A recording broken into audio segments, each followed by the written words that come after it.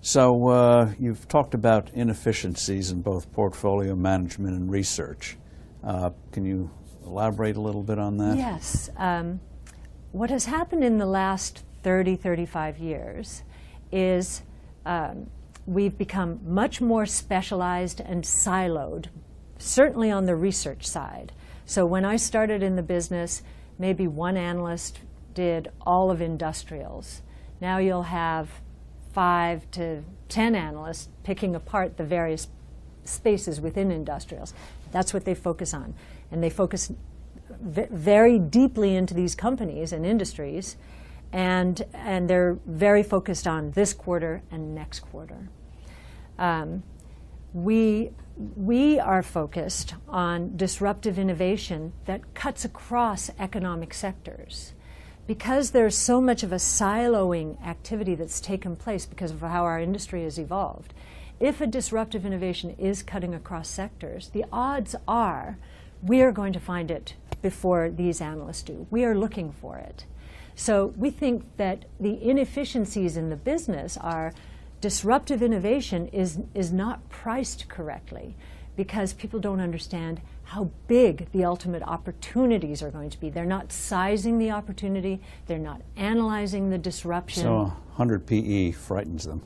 100 PE, they wouldn't touch it. And of course, we will have 100 PE stocks.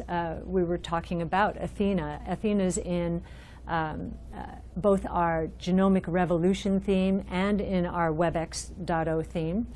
And that so is that at 100. touches on how the problem of trying to analyze some of these companies. Yes, they fall through the cracks. Is this a technology stock or is it a healthcare stock? It's both.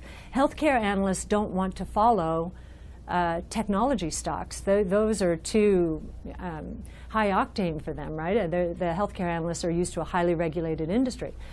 And technology analysts don't want to follow a healthcare stock because it's too regulated, the government's too much in the way.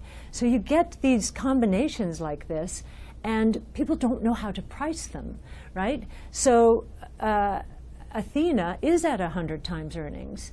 And the reason is the opportunity it has in front of it, being the electronic healthcare record company and revenue life cycle management company and connector of patients, hospitals, insurance companies, and doctors.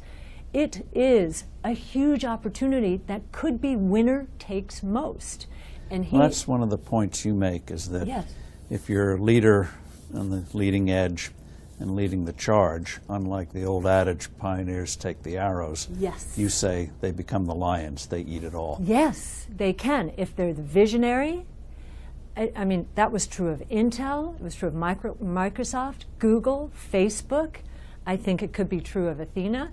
Tesla, everybody looks at Tesla and says, that's not possible. The R&D that these large auto companies are spending in the electric vehicle space swamps anything that Tesla could possibly do. Well, that misses the point that those R&D departments didn't get it right. They are still working with prismatic batteries. Tesla is riding down the cost curve of the consumer electronics industry. Small batteries. Why don't you do pre-IPO stocks? Oh, why don't we? Well, we think that's a very crowded space. The traditional asset managers have all moved into there trying to get closer to private equity. So what's interesting about that is we think a lot of the inefficiencies have been squeezed out there. Those stocks go public. They fall. You'll notice whether it's Facebook or LinkedIn or Twitter, they all come out, they all fall to earth. Lending Club, all fall to earth. We get to do more time to do more research and analysis, knowing they've been hyped, and we're able to pick our spots, right?